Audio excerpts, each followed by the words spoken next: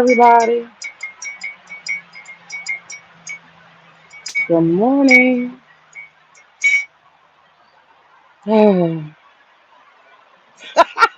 I love the morning time. Anything can happen. Anything can fucking happen, right? Anything is possible. I don't have any work out here to do necessarily because it's rained for 2, 3 days straight. That's good. It's real good.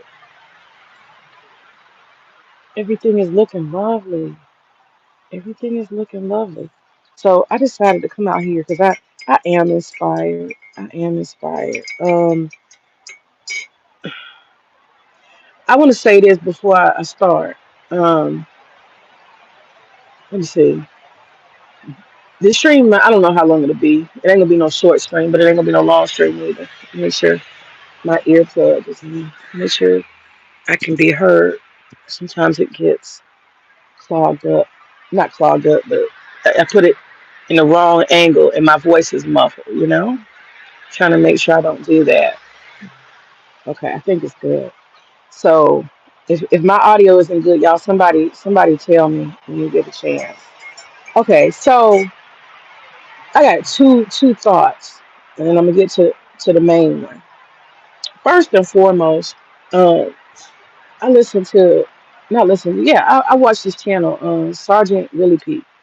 I understand I guess he's been part of the manosphere or used to be or something. I don't know. But I like his content. He's pro-black and he has a lot of. He's a very thoughtful guy. Very thoughtful. Very very thoughtful. I often wonder what happened with him, like why he couldn't find nobody. It's hard to tell when you don't know people, but it seems to me that he struggles with relationships. Why I don't know, but he's apparently not married. And one of the things that he does is he features a lot of pictures of black women that look like Barbie dolls. Excuse me for sipping. I haven't had coffee in a while, so I'm drinking coffee today. But that's not my business. Why he seems like I don't know, he just seems like a likable guy, but you just don't know people, right?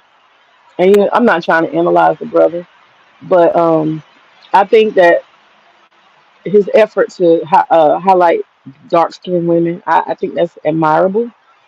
Um, I also think it's kind of ironic that he focuses on the women that literally look like Barbie dolls. You know how Barbie dolls are shaped?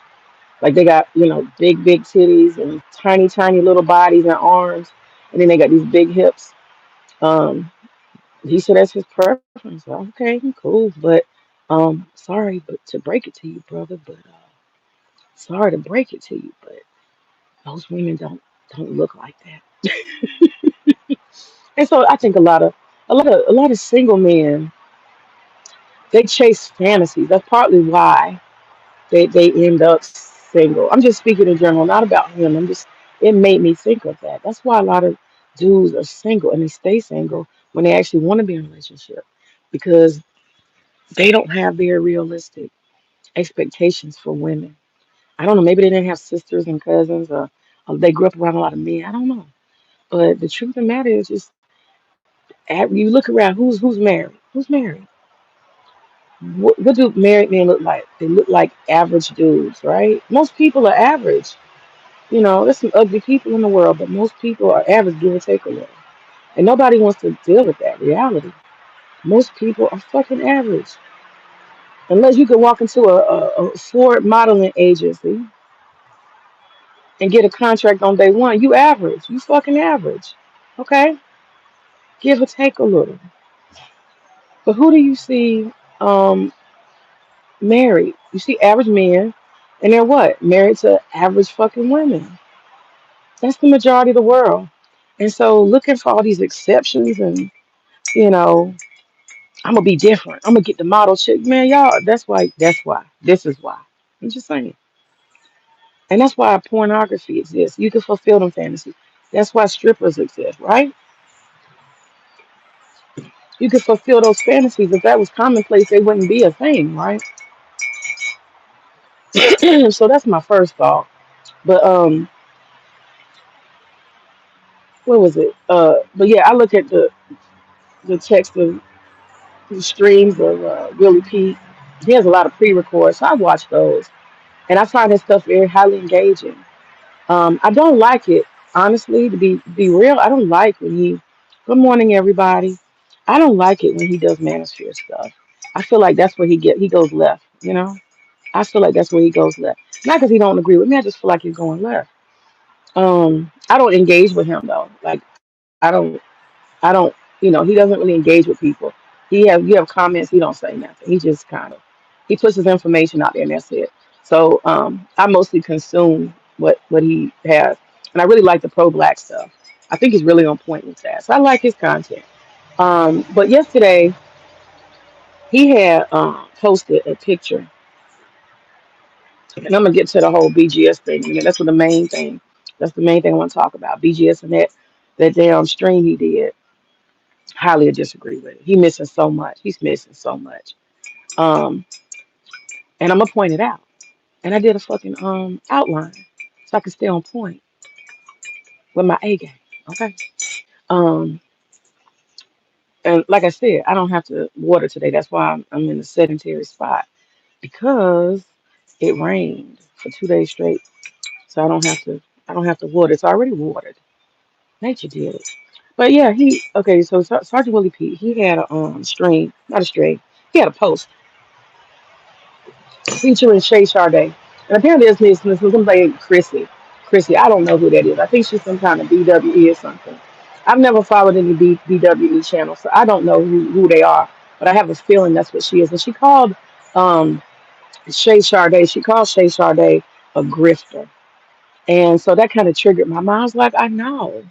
And maybe they were talking about other stuff, but in the comments, I was making the point and I'm just trying to make the point today, that Shay Sade and Chantel Simone, Crimson Cure, and Danica Marie, all of these so-called not BWE, these pygmy women are absolutely grifters. They are so full of shit.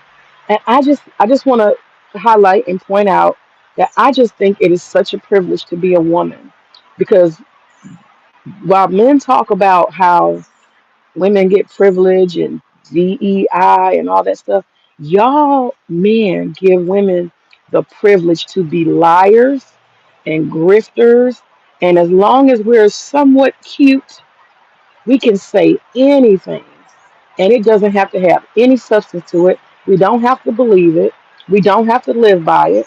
Y'all will co-sign it. That's the privilege y'all give us, and y'all will pay us to say it. So let me say this: they go to Squirrel. Look at him. He over there drinking up my water barrel. Y'all see him? Can y'all see him? Bastard. Anyway, um, Shay Sade, Chantel Simone, Janika Marie, and I'm gonna go through it real quick. Okay, I'm gonna tell y'all why they're grifters. These women are focused on peeling the men's pockets. Okay, all four of them: Chantel Simone, Danica Marie, Shay Sade, and Crimson Cure. Their main goal and ambition is to peel them pockets clean. Okay, and I don't know if they believe it, but their lifestyles say they don't. I really don't believe that them women believe anything. I think they took talking points from black men, from the black manosphere. They know that they can use the blue pill simps to gain our audience. Look at how much their channels are growing.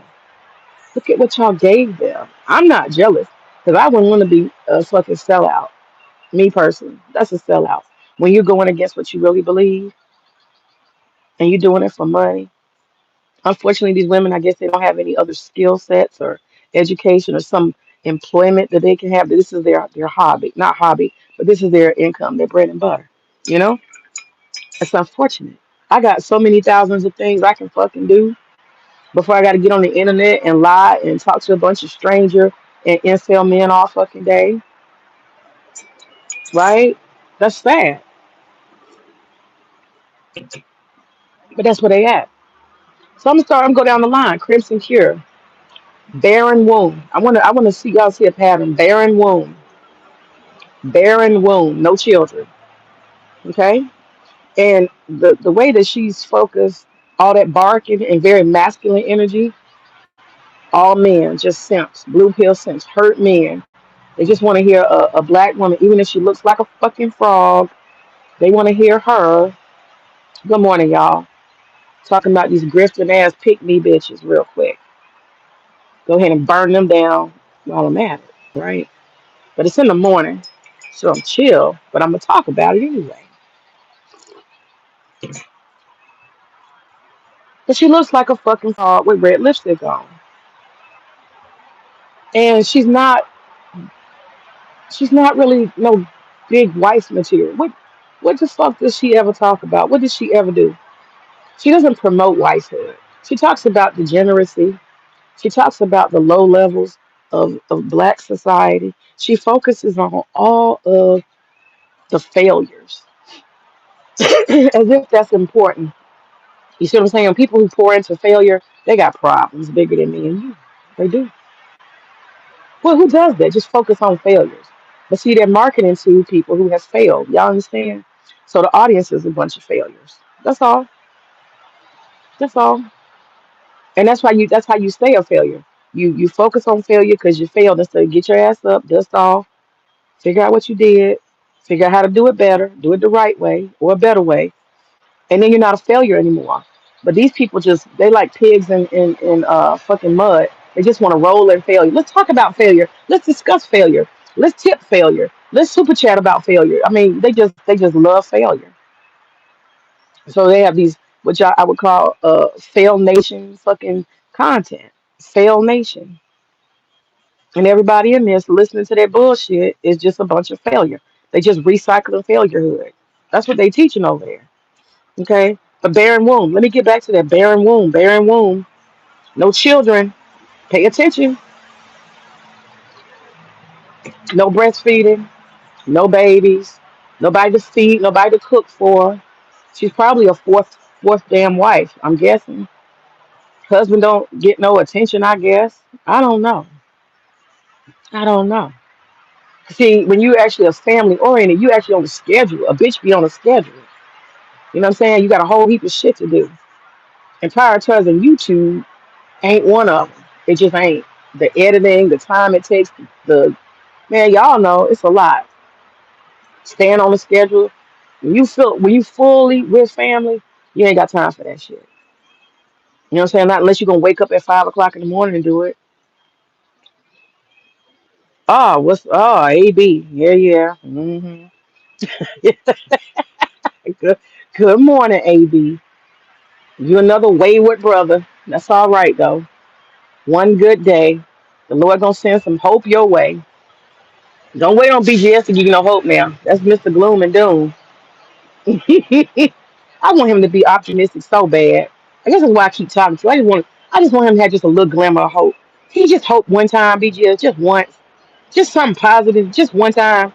I think that's why I be hanging around. I just be hoping for them to have some hope. Maybe I'm a fool. I don't know. Anyway, um, so Crimson Cure, barren womb, you know, don't seem too excited, seem real dry. Bitch can't really smile, no joy. Y'all gotta pay attention. Dark skinned woman, look like a frog. I'm just saying. Moving on to the next one. Shay Sade, dark skinned woman, got a long face. I don't know what kind of facial feature that is, but it's long. Okay. It's stretched out face. Not unattractive though. Like I said, everybody's average. But she's supposed to be married. So I'm gonna get on her head. She's supposed to be married. Supposed to be married, I think 5, 6 years now, maybe longer. Where them babies at? Barren womb. Where them babies at? Where they at? Where them babies at? She married to an African. And my guess, I mean, I don't pay the broad no attention, but my guess is she probably ain't married no more. The one thing about African men and their whole family, they're gonna be pushing for some babies. You not finna get past too long without harassment. Like it's gonna be a problem. I'm just letting you know. So I don't understand that. Does she live in an apartment? Where's your ambition? Living in an apartment. Somebody doxed her or something some years ago and I saw it. She live in an apartment. Where's your ambitions as a family?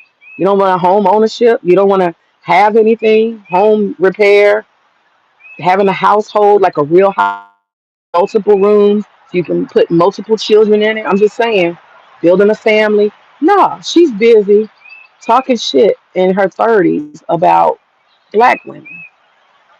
She's over here fighting the gender war. For what? Blue pill simp losers, failures. Why isn't she talking about wifehood? In your 30s, you should not be talking about dating and struggles of relationships and degeneracy. You shouldn't be. Why are you talking about that?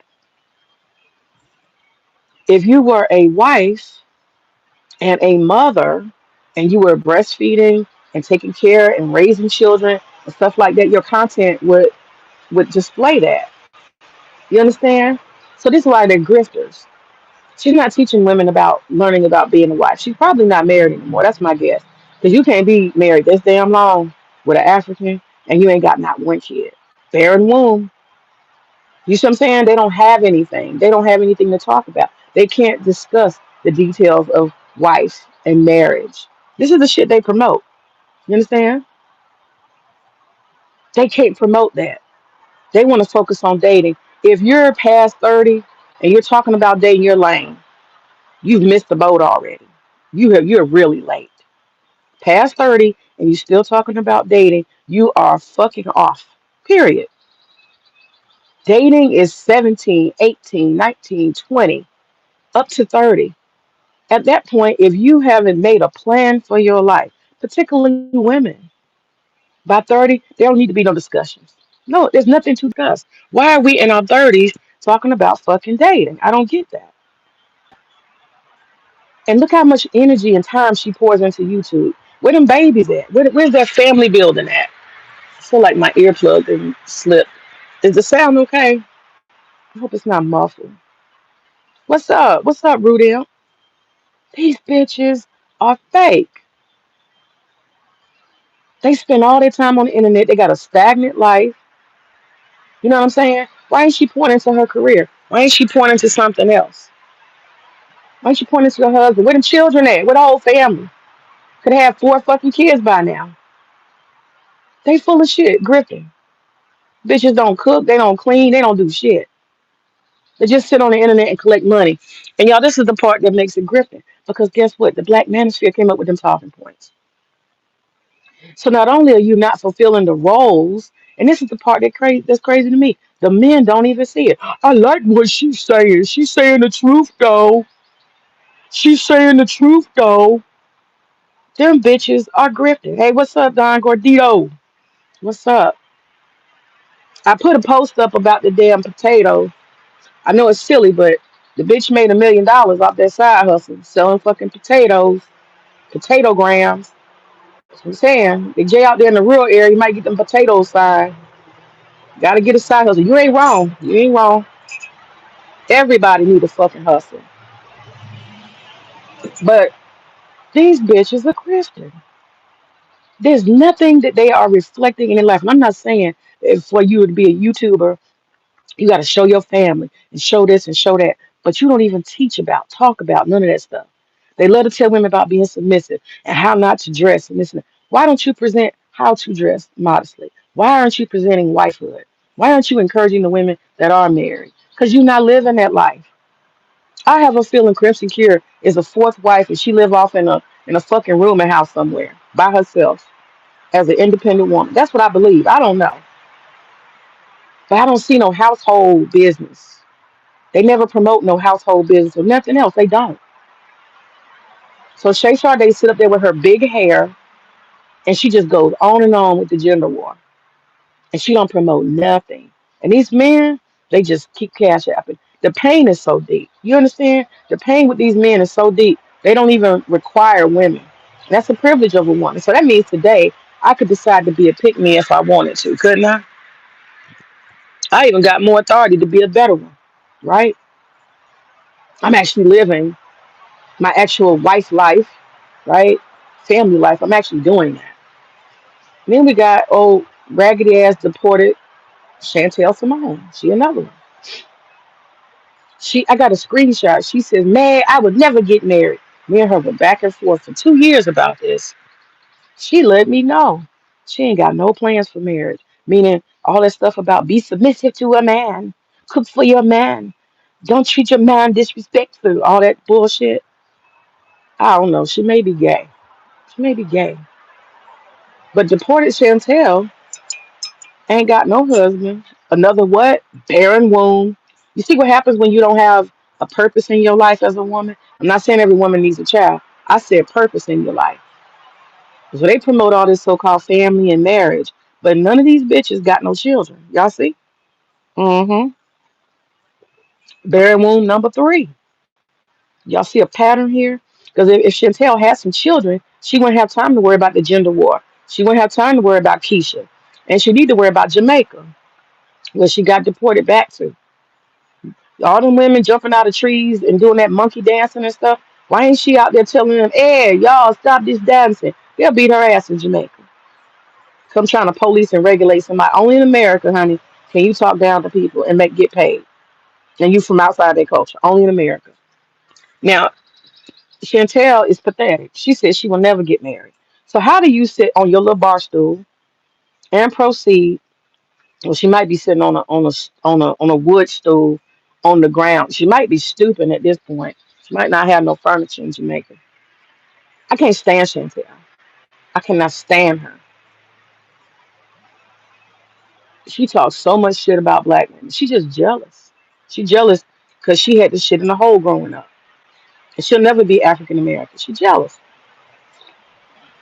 That's all that is. But my point is, Chantel don't got no children. You telling black women they need to be submissive. You need to get a man. Get don't and that part about the wall, that part right there be cooking my cake. You over the wall, you over the wall, like Kevin Samuels says. She sound like a Jamaican witch. I was talking about somebody age. Well, bitch, you almost 40. Where's your husband? Where your children? Your ex is over there getting powdered. Again, a barren womb. Y'all see how wayward women can be when they have ambition and men can't see. They use men's talking points and they beat men at their own game. Them bitches is all independent, modern women, but the men cannot see. I like what she has to say, but is she telling the truth? Y'all are weak. Y'all are weak. Y'all cannot see Griffin for nothing. Y'all just want to pay because you got paid. That's all. You so mad with your ex-wife that you sit here and pay a bitch with big, big hair, okay, to tell you lies that she don't believe. Where her husband, where her children, where's all of it? I keep asking this question, and men can't answer. All they can say, well, I like what she talking about though, but she ain't wrong. I'm like, you know what, y'all country ass niggas. You country ass niggas, you. You can tell the elevator don't go to the top floor. I'm one of those people. I expect people when they profess something, spend hours and hours doing it. I want to see that shit working for you. How's it working for you? You gotta have some proof in the pudding. Especially if you get my goddamn money. But yeah, they got hundreds of thousands of followers, and these men. I'm not trying to promote nothing. I'm just saying these men. This is their movement. As wobbly and weird as it may be, having to need a damn gender war movement, right? Online, as weird as that may be, that's their shit. You stealing. You competing against men. These men can't even see that these women are competing for the subs against black men who created these talking points, for the likes, for the views, for the super chat, for the exposure, the opportunity, the ad revenue. These women are directly competing with the men and they stole the talking point. I'm just telling y'all, I'm not promoting either side. I'm just saying men are silly because they don't see that. They are silly because they don't see that. Now, it would make sense to me if you got women that come on your channel and women, because they come on your channel, contribute to your overall success. I think Anton Daniels had that, right? Like a co-ed thing. Women came on their channels and they talked and it created panels. That makes sense, okay? But the presence of women on panels in terms of like Anton Daniels and co-ed panels, it makes sense. But for men, I'm not even gonna say it because it's not like I'm advocating for men to just push women out. That's not what I'm saying. I'm just saying y'all got to see the grift in it.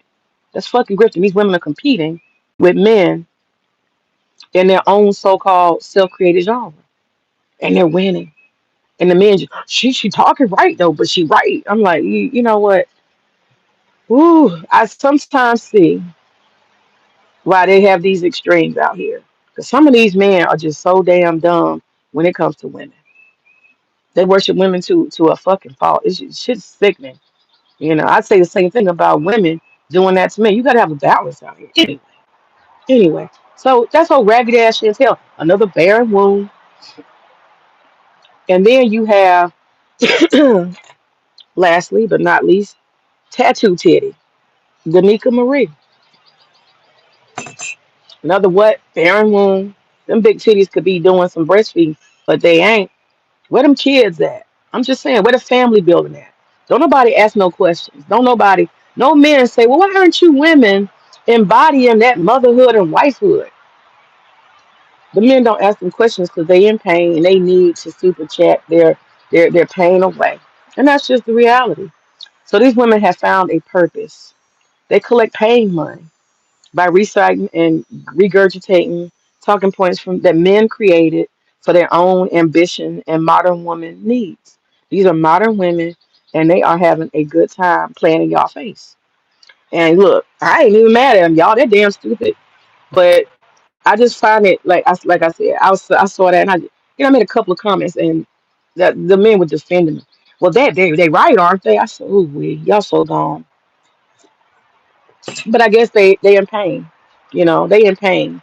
Everybody doesn't know how to end relationships. That's something that nobody teaches. How do you end relationships? I talked about that the other day. We think that anytime we end a relationship, we have to burn it down. That's a Western mentality. Y'all know that. I gotta burn you down. I gotta expose you. I gotta exploit you. I gotta make you so fucked up nobody else gonna want you. I gotta tell the world. I gotta tear everything we built down. You know, that shit's crazy. That's Western mentality. What about the growth? What about the love, the development, all the good things you had? Why don't you treat that shit with respect on your way out the fucking door? Why? This is a Western mentality. I never understood. Why you gotta burn somebody to the ground when the relationship don't work out? People got a right to move the fuck on. That's why you don't over invest and you create agreements along the way. You create agreements along the way, you don't get burned. You know your level of investment, right? Everything's out of open and understood. Okay, I see some tomatoes. I'm gonna have to go pick tomatoes. I ain't been out here in 2 days because it's been raining. Now let me get on. Okay, so that's all I want to say. These four women are fake as fuck. They're grifting. They're competing against men. They are straight modern women. But y'all men, as long as these women are repeating, parroting what y'all want them to say, because you so hurt by some Keisha from your past that dragged your ass, you with it. Y'all want to sit there and listen and chat and super chat. And I think that's fucking crazy. Y'all pedestalize this shit. It's a straight grift. And y'all can't see it to save your life. That's all right. That ugly frog, the big hair girl, tattoo titties, and deported Chantel. They're winning. That's all I want to report. That's it. I'm done. Okay, so moving on. I try to stay off BGS's main channel because I don't agree with nothing. I don't agree with nothing. And the thing is, I'm the kind of person I have this spinning brain. You know what I mean? Spinning brain, meaning it just cycles and cycles and recycles and keeps thinking about stuff. That's the kind of brain I have, you know. And so that's why I don't let stuff get in. I have to guard my brain because I would think, overthink, process, analyze, and rethink, and I don't necessarily. That's not useful. You know what I'm saying? Sometimes. So anyway, BGS. I'm gonna talk about this the remainder of the stream. He had a I wish I had to put a screenshot of the thing. And I don't want to get too far into this because then BGS will start responding, talking about what I'm saying. I don't want to do that because I want to focus. We have been talking about technology and education and the need for AI to evolve technology, the workforce, and particularly education. AI is going to evolve education. If our system in America is not willing to adjust to this new AI technological world, like overturning education, we're fucking this country is done. It's done. because AI is taking jobs left and right. So that's what we've been discussing. So I want to focus on it. I've been working on this PowerPoint and doing my research to present. Um, and I like doing research. I like thinking about stuff. I guess I miss and when I was challenged, I was very, much challenged with problems and opportunities and thinking and research and stuff as a teacher. And I no longer have that outlet. So I think sometimes that's why I like to watch different people on the internet who do engage in research and thinking, intellectual conversations and stuff like that. I miss that from teaching. It's just me, the plants, the garden, the kid, and some pots at this point. And so I like to do it at my own leisure. You see, at my own leisure. That's a different thing too. At my own leisure. Anyhow, he had a string, and so I'm gonna just lay it on down, real easy. Cause I got my little outline over here. In the video, it's a picture of an older woman looking like she's hopeless. And he says that older women in their marriages. Why older women in their marriages? And he has this white woman who looks like she's probably been beat up and had been in a bad relationship. What do they call it when you identify with your perpetrator? I forgot that word, but like somebody take you hostage, and then you cling to them and their mentality, and you become like your, I forgot the word. But this white woman is so twisted. She's so fucked up. But he proceeds to let her tell the truth, and he keeps shouting throughout the damn stream. That's right. Say it again, white girl. Man, I was like, you bang your table. I was like banging my table as I'm watching it. So it was painful to watch. It was painful. But this woman, I'll skip this part about what is it? Uh, People. She said women use, what is that called when your period stops? Shit, my brain. I should have wrote that down. Women use, not postpartum, menopause. Women use menopause. That's what he said. That's what the woman said. Women use menopause. I didn't know that. Did they use that as an excuse to get a divorce? That shit was hilarious to me. I'm like, shit, you ought to be happier. Shoot, that's what I would guess. But anyway, First point, BJ has missed a lot. He says that women basically in that video throw away their relationships. They think that men are disposable, that women are all about their happiness and they want the fantasy of relationships. So basically, I'm going to just lay it down. Number one, women think that marriage is disposable. So this is why they get divorced. As soon as they're not happy, this is number two. When they're not happy, they don't feel good emotions. He says you should aim for contentment. I'm just summarizing what he said. And then I'm going to fill in the gaps because he got a whole lot of shit that he didn't think about. See, BGS likes to go with stuff that supports his argument, and he never wants to look at the counter arguments and challenge that. That's his thing. He never does that. I noticed that. He never talks counterpoints. He only promotes the conversation as it relates to making him and his position correct.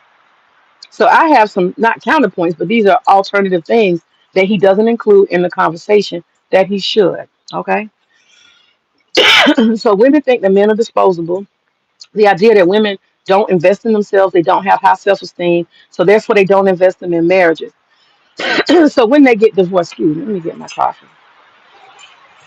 So that women, when they get in divorce, is because they didn't value themselves, they didn't invest in themselves, they didn't invest in the relationship.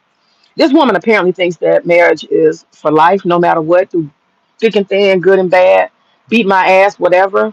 That's just not reality. Uh-uh.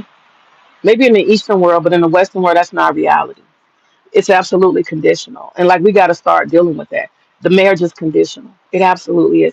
In the Eastern world, people know that marriage is conditional. That's why you have a marriage contract, because it's conditional. That shit don't say we marry forever, no matter what. It doesn't say that. The marriage contract in the Eastern world, Muslim world, is conditional. That shit is understood, common sense. Marriages are conditional, and you got to put those conditions up front. This is where Western people fuck up. The Western people, the men and the women, both go into fantasy mode. They have a romanticized version, a very unrealistic version, men and women. Women are worse. So he says that women are basically driven by emotion. As soon as they're not happy, and there was a girl that said she was getting divorced because she wasn't getting her nails done and her husband wasn't taking her out on dates. See, that's what I'm talking about. You use some of the worst scenarios and stupid shit that somebody could say as an it makes the point. But how many women are divorcing their husband because she got some deeper shit she's not dealing with. She got something deeper. That's right there. That's what I'm saying. I'm pointing out some stuff. There's something deeper, and you think, oh, I'm just gonna run with that. I'm just gonna run with that. It's her nails. It's she's not going on dates. Do you know how easy it would be just to say to your husband, "Hey, baby, can you get my nails done?" Matter of fact, put that shit on auto debit every 2 weeks. $100, I can get my nails done. You know how easy that conversation is. So BGS is being short sighted, and he think he's slick by saying that this is a real woman, like that's normal. No, that bitch is hiding why she really wants a divorce. She's not being forthcoming. Let's be honest, okay? Common sense.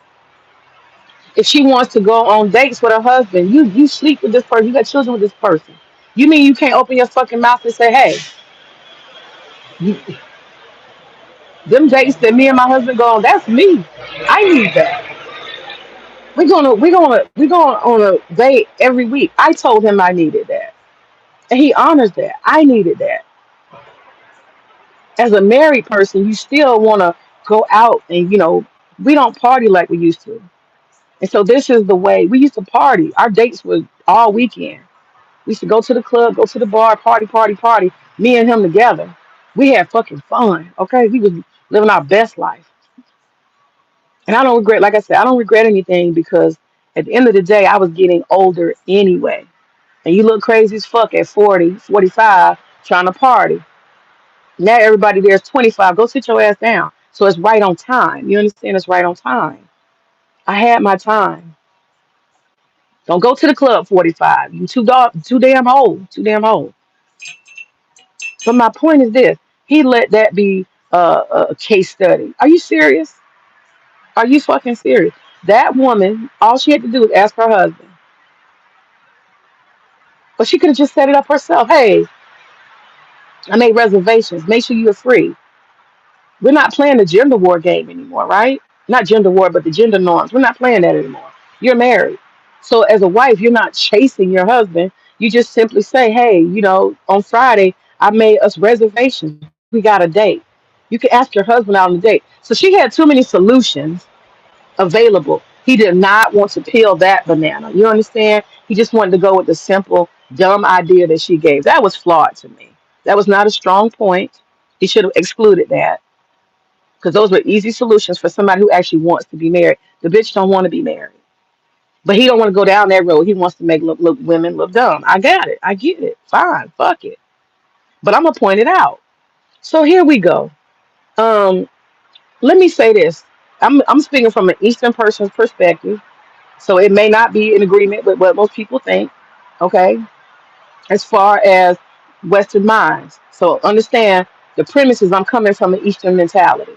What I'm saying, the way I've been taught, the way I see the world. Okay, so there's a bias there. I'm just saying that up front. But this is the thing that BGS is not dealing with. I'm gonna make these points and I'll elaborate here and there. But first point is this: most of the people in America who are trying to get married, those women, those older so-called women who wait till they've been married 10, 15, 20 years and they decide they want to go, most of them did not come from a background, okay? Because we got to understand there are people who do stay married. He's focusing on the ones that don't. The people who do stay married, they probably have in their background a family that has successful marriages as a part of culture. They grew up with that. That's the norm. And see, when that is a norm and that's part of your background, you have a difficult time walking away from a marriage. Let's just be real, okay? So that's first. It's probably not part of their background. He's not dealing with that. He doesn't mention that. This changes the dynamic. We focus on who is able to stay married successfully and who isn't. I bet you will find that background has a lot to do with it. If you have a strong background of families that stay married, then you are more likely going to stay married. He doesn't discuss that. Another thing, a lot of these people who are not being and staying married, a lot of these particular women, they probably don't have interpersonal skills, or they have married somebody who doesn't have interpersonal skills.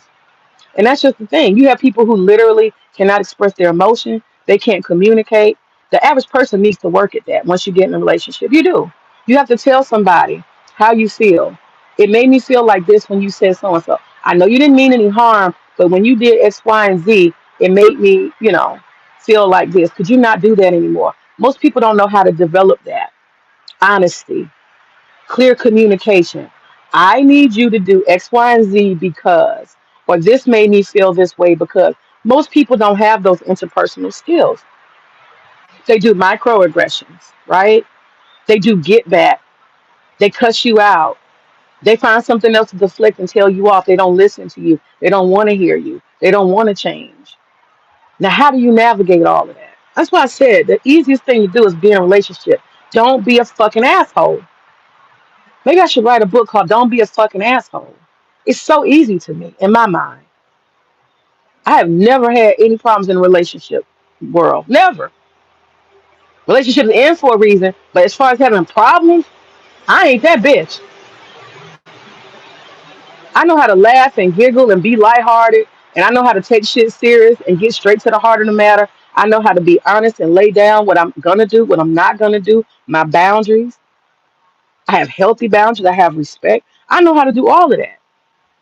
Those are interpersonal skills. You got a lot of people, particularly these older women he's talking about, they don't come to the relationship or they're in a relationship with somebody who has no interpersonal skills. That's very important. He doesn't talk about that.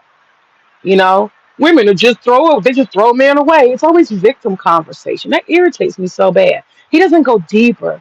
He doesn't do analysis. And then he has a nerve. He just has a nerve to always, as soon as he's engaging with me, he always has a nerve to try to tell me I know too little. Are you serious?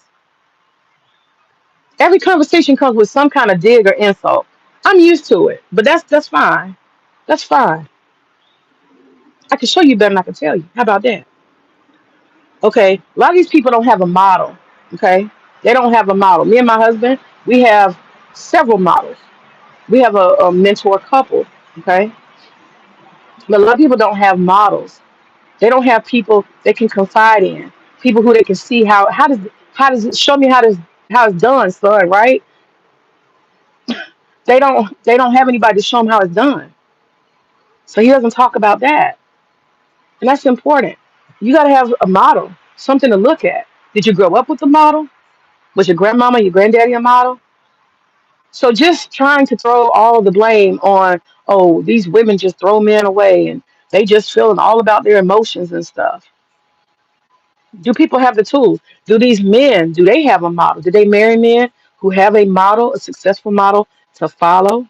And even with marriage, it's something you got to experience because the truth of the matter is a lot of stuff that grandmama and granddaddy did and a lot of situations they got through, you're not going to know about it. You're not going to be privy to it. Especially old people, they keep their business to themselves. You're not going to know how many children he had out of wedlock. You're not going to know. You're not going to know. And you're not going to know. She's going to tell you how she felt about that, right? She gonna tell you the stories about how she knocked him across his head a couple times when he did some fuck shit that crossed her boundaries. She's not gonna tell you. But do you even have a family model or anything that shows you the way? He just wants to do surface, blame and victimhood. A lot of people have no standards when they approach marriage. They have no fucking standards, okay? They don't know what's good and what's not good. Let's start with that. Those women, did they have standards when they got married? Or do they, what I think happened, develop standards as they realize what they like and don't like? Sometimes people get married and they haven't even thought about standards. They were talking about feelings. Men and women. Men will marry somebody because they got a big booty and some good pussy, right? Men do that all the time. I got a cousin Kenny that did that shit. He married Joni. Joni wasn't shit. Shit. I reckon she had some good coaching. She was cute. That marriage didn't last 1 year. So people marry folks because they got some good booty and they scared. They think they're gonna secure it. I'm gonna secure this. I'm gonna put a ring on it, right? And then shit changes, right? Somebody marries somebody because they cute. After two or three babies, y'all see Mexican women transform. Don't say you haven't. Y'all done seen the Mexican women. They'll be 17, 18 years old. They slim, cute, looking like Shakira, sexy. I see them, little tight jeans and stuff. 3 children later, you see them at the flea market. Big wide backs, butt is flat. She got 10 rolls on the left, 10 rolls on the right. She got on them slipper shoes with the socks. you know you know what I'm talking about. They transform. So if that Mexican man married that woman for that 17-year-old cute little physique she had, well, he has no reason to be there. But we know for a fact that what do Mexican men do? They stay anyway. They keep their family intact even when she becomes a linebacker, and they inevitably do. You don't hear Mexican men saying that shit to their women. Your body is no more good. You had me 3 babies. You brought me 3 lives into the world, and I repay you talking about your body is no more good. Mexican men stay with that big back, and they have 4 children and 5 children, and whatever shape she's in, she cooking them tacos. She's faithful. She's loyal. She's going to mass at the Catholic Church. She's fulfilling her duty.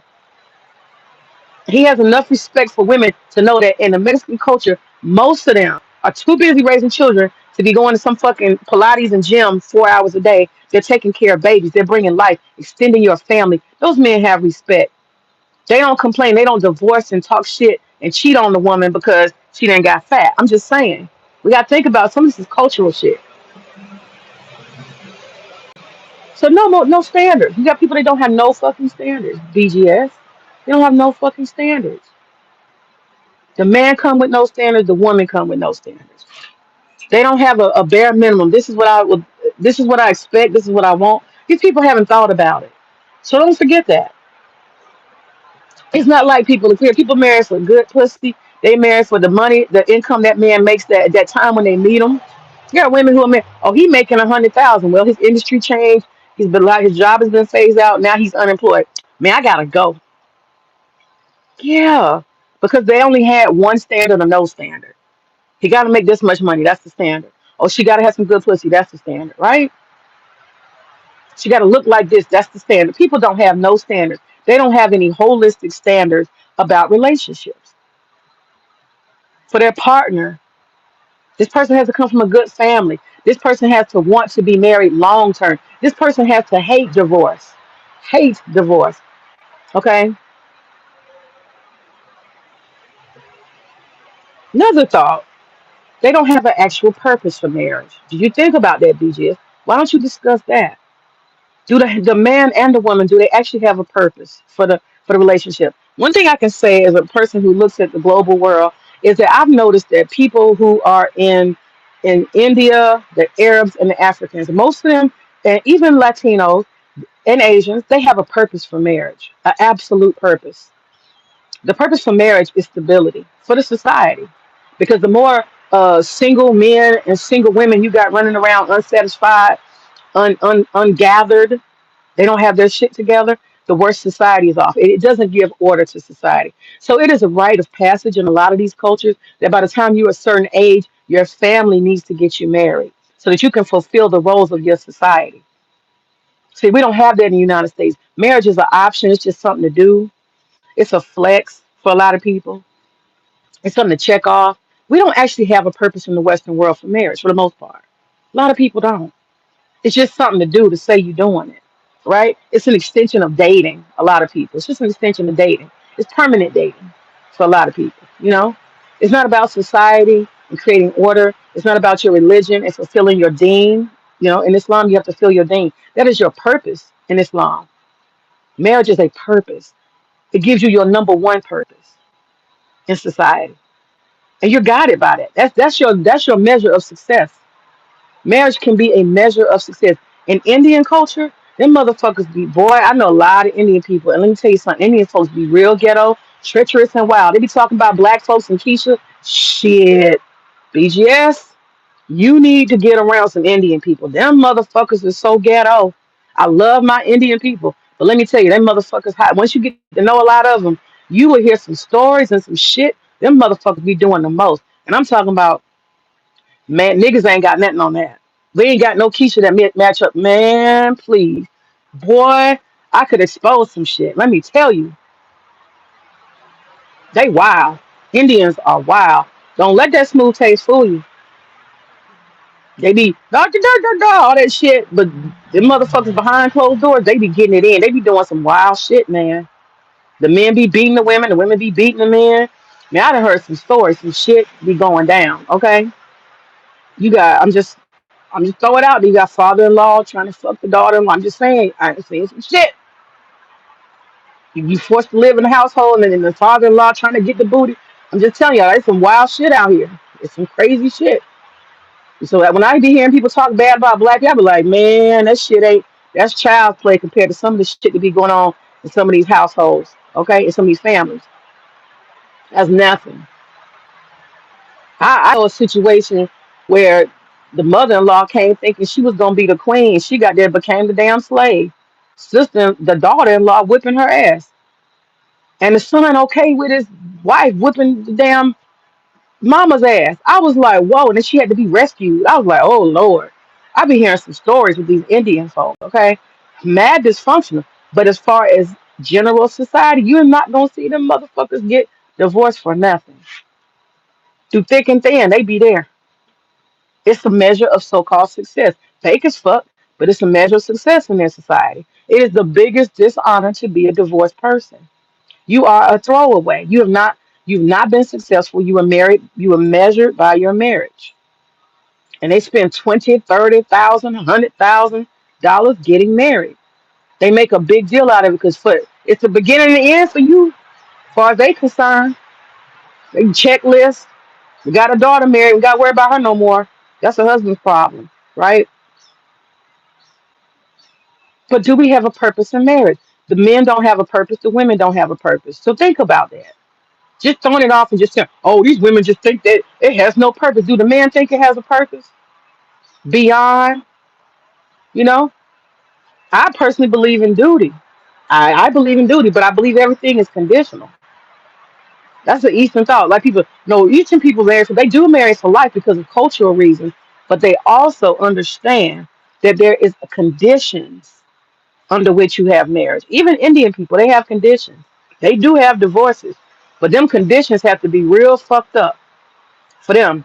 You know what I'm saying? But there are conditions. And we got to stop thinking in the Western world that marriage is not conditional. That's where we fuck up. It is conditional.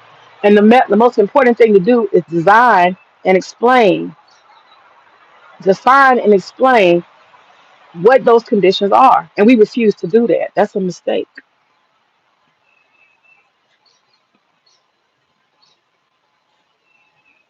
And purpose is also building, you know, together, building family together, connecting families, networking. It has to be some purpose. And a lot of us in the Western world, we don't have no purpose to marriage. And we got to be honest about that. Why did you get married? Just ask anybody. Why did you get married? Motherfucker don't know. I loved him. We was dating. That ain't no fucking purpose. So you just can't blame women and say, oh, they just want to throw away marriages. Well, the marriage didn't have a purpose. Okay? And then that's the thing too. Some people it's understood. A lot of white elite, the purpose of the marriage runs thin. Okay? And that's why a lot of times they get divorced. The purpose was to raise a family. And once that family's raised, kids off to college, they divorce. It's understood, actually. It's very common among white males, not gonna say elite, but white professional males is very common. Once some kids go off to college, they fulfill their purpose. Their purpose was to raise a family and be fucking normal for a while. And then when that's over, the wife has fulfilled her purpose, had the kids, they're in college, and now they divorce. That's how it works. I've seen it, especially in the middle class. It's very common. But we need to be more honest about it. Why can't we say that up front? I think, when we get out of our 40s and 50s, we should evaluate whether we want to stay married. Our kids will be in college. Just be honest. I don't know how I feel when I'm 40 or 50. We can't be honest. I don't know how I feel when we have an emptiness. I don't know if I still like you. That's why I ask my husband all the time, we going to renew that contract? We be laughing and joking, but I be looking at him. You for real? Are we renewing our contract? This shit is conditional, motherfucker, y'all. And it keeps you on point. It keeps you understand this shit is conditioned long, and that's why I'm not an asshole. I want my contract renewed, okay? I'm not an asshole. I be trying to please him. I want to stay. I'm joking, but I'm serious. This lie, this myth. We're married forever. That's bullshit. I don't care what fucking God you subscribe to. I don't care what vows you take. That shit just came out your mouth because you was feeling good at that time. And you had your little white dress on. Okay? But what when you get done grueling and working hard together and time has come and you done been through some circumstances and some changes, how do you really feel 20 years later? You're not talking about that, BGS. You're not talking about that. People change. Do you know that? I'm not gonna be the same at 18 as I was, and that's why. And I noticed that too. He made a dig. He sure did. I didn't miss it. He made a dig on Miss May May. To my even Meg, who promotes marriage, she's been divorced. She's a Muslim. Ha ha ha. Well, he didn't say ha ha ha, but he was trying to make a point. Okay, unacceptable. Unacceptable. I had a conditional marriage under a contract, and things changed. Things changed. One of the conditions of the contract of the marriage is me being a practicing Muslim. You understand? And I couldn't do it anymore. And my ex-husband was not about to be married to a heathen. That's a fact. A strict Muslim cannot be married to a heathen woman. No, it's not gonna happen. It's not gonna work. It's not gonna work. He going to the mosque. He want to pray, and she's like, "Pray for what? I'm not. I'm not going." He doing Ramadan, and she ain't. It ain't gonna work. It ain't gonna work. She want to wear certain clothes, and he like put the done on. Not naked, just not the. It ain't gonna work. Period. The conditions of the marriage change, so there's a divorce. Okay, that's honest. That's real. That's functional, right? But I heard the little dig. But we should be upfront. We should absolutely be upfront about our conditions, right? And that's what we got to do. We gotta define what the conditions of the relationship are. Um, I personally believe that marriage in Western culture is only for 25% of people. Honestly, so all these people hee hawing and marriage this and that. If you're about 30, if you're not married, it just probably ain't for you. Probably. That's my thinking. By 30, if you're not married, it's not for you. It doesn't mean you can't ever do it or whatever. It's just not, you're not somebody who is supposed to be, like designed to be, right? Married. That's my thinking. That's just my little 2 cents. If you ain't getting married by 30, if you're not pulled and gripped toward that purpose of marriage, if it's not pulling at you to the point where you taking action, it probably isn't for you. I think only 25% of society will probably approach marriage. That's my thinking. So it's not for everybody. And so you had a lot of people who probably approached marriage that didn't have no business. They didn't have the interpersonal skills. They didn't have no purpose. They didn't have any standards. They don't have any models. You know, they had a lot of fantasy. And that fantasy, we got to give it up. We got to give it up. We got to give it up. It is not about your feelings. It's not about none of that. At least from my Eastern mind perspective, marriage, you could marry a fucking stranger and be married forever. That's the truth. People do it all the time, arranged marriages. I believe in arranged marriages because it's about purpose and duty. That's why I believe in polygamy. That is not my husband. I'm his wife, but that is not my husband.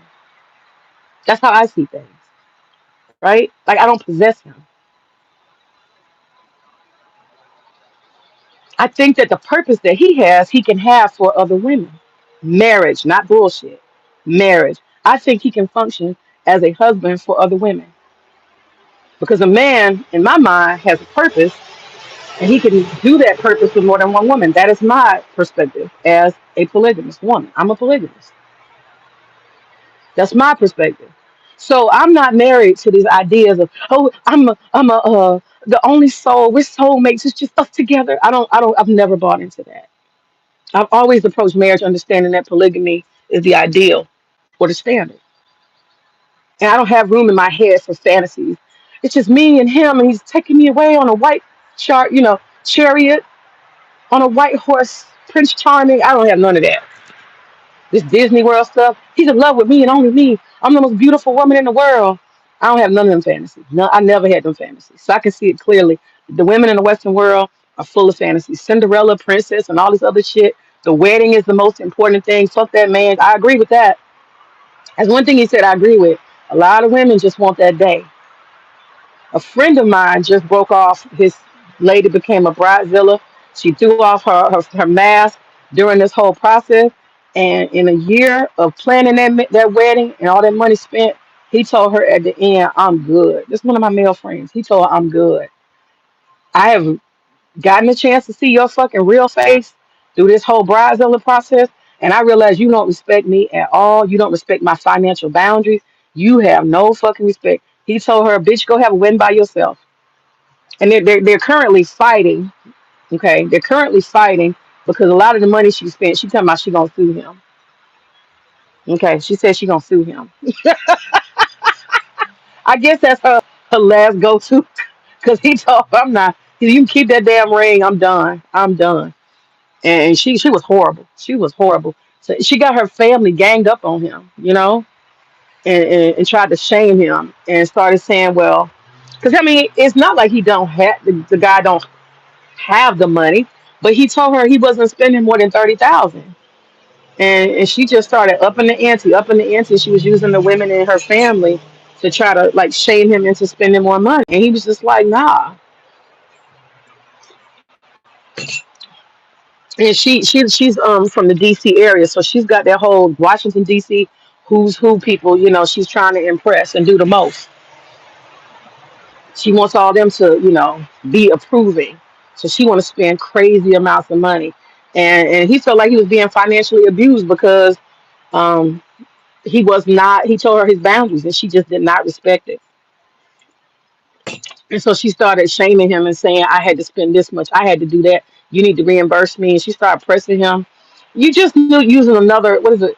You're using another method to extract the money that I told you I wasn't going to spend. So you're not really respecting me financially. You're just not. So he had to go through that. And by the end of it, he told her. And I told him that anyway. I said, why you marrying an old bitch? I told him that. She's fucking old. She's like 47. Why are you marrying a 47-year-old woman? Y'all should just be like, meet up at the jazz club, you know, hang out at a barbecue. Like, why are you marrying a 47-year-old woman? And this friend of mine, he been married 3 times. Nigga, you don't need to be married no more either. Okay? Anyway, I ain't gonna dwell on that. I just seen some people doing crazy shit. But that's the next point I was gonna get to. Marrying at the right age. A lot of these single people complaining and crying and going through all these issues. Your ass is too fucking old. Okay? Did you ever think about that? Motherfucker's too old. You brought too much baggage to the relationship. You coming with kids in tow.